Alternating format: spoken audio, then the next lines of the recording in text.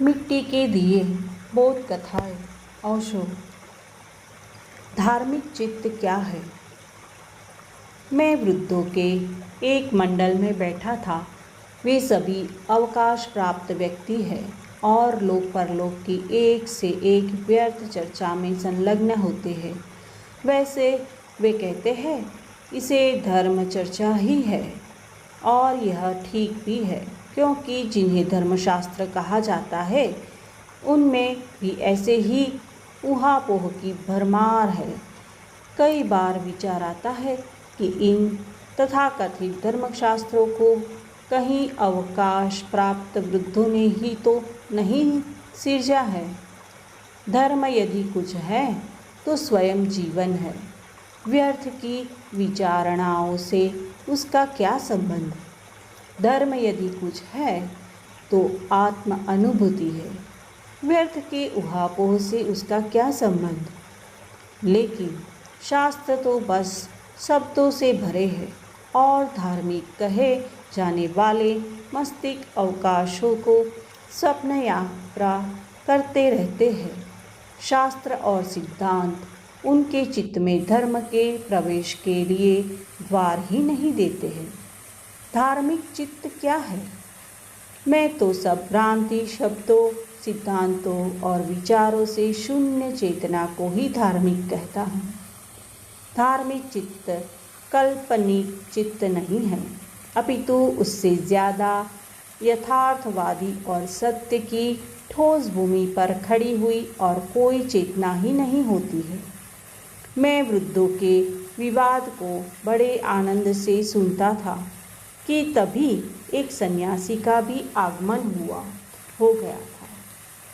वे इस पर विचार करते थे कि कितने कितने जन्मों की कितनी कितनी तपश्चर्या से मुक्ति उपलब्ध होती है। सन्यासी भी उस विवाद में कूद पड़े थे। निश्चय ही वे ज़्यादा अधिकारी थे और इसीलिए उनकी आवाज़ भी सबसे ज़्यादा तेज़ थी। शास्त्रों की दुहाइयाँ दी जा रही थी और कोई भी किसी को सुनने या मानने को तैयार नहीं था। एक वृद्ध का कहना था कि सैकड़ों जन्म के कठोर तप से मुक्ति प्राप्त होती है। दूसरे का विचार था कि मुक्ति के लिए तप की या सैकड़ों जन्मों की कोई बात ही नहीं है, वह तो प्रभु कृपा से कभी भी मिल सकती है। तीसरे का कहना था कि चूंकि अमुक्ति भ्रम है, इसीलिए तप से उसे नष्ट करने का सवाल ही नहीं है। वह तो ज्ञान की एक झलक में उसी भांति तिरोहित हो जाती है जैसे रज्जु में भासता सर्प विलीन हो जाता है। फिर किसी ने मुझसे पूछा, आपका क्या ख्याल है? मैं क्या कहता। इसीलिए तो एक कोने में चुपचाप दबा बैठा था कि कहीं किसी की दृष्टि मुझ पर भी न पड़ जाए। शास्त्रों का मुझे कोई ज्ञान नहीं है। सौभाग्य से उस दिशा में जाने की मुँह भूल ही मैंने नहीं की, अतः पूछने पर भी मैं चुप ही रह गया। लेकिन थोड़ी देर के बाद फिर किसी ने पूछा, आप कुछ क्यों नहीं बोलते हैं? मैं बोलता भी तो क्या बोलता? जहाँ इतने बोलने वाले हो वहाँ मैं अकेला ही तो सुनने वाला था। मैं फिर भी चुप ही रह गया। शायद मेरी यह चुप्पी ही बोलने लगी और उन सब का ध्यान अंततः मेरी ही ओर आ गया। शायद वे सब थक गए थे और विश्राम लेना चाहते थे। मैं जब फंस ही गया था तो मुझे कुछ न कुछ तो कहना ही था। मैंने एक कहानी कही। एक गांव में ऐसी परंपरा थी, जब भी किसी युवक का विवाह होता तो उसे या वर पक्ष को विवाह में कम से कम 5,000 रुपये खर्च करने पड़ते थे। वह गांव बड़ा धनी था और इससे कम में वहाँ विवाह नहीं होते थे। उस गांव के शास्त्रों में भी ऐसा ही लिखा था। उन शास्त्रों को तो कभी किसी ने नहीं पढ़ा था, लेकिन गांव के पुरोहित का ऐसा कहना था, और पुरोहित से विवाद कौन करता।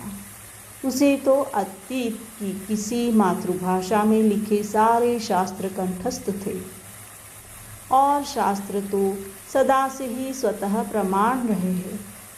उनमें जो है वही सत्य है। सत्य का और कोई लक्षण ही क्या है। शास्त्र में होना ही तो सत्य का लक्षण है। लेकिन एक बार ऐसा हुआ कि एक युवक ने केवल 500 रुपये में ही विवाह कर डाला, और उसकी बहू भी आ गई। निश्चित ही वह युवक कुछ ही विद्रोही रहा होगा, अन्यथा ऐसा कैसे कर सकता था।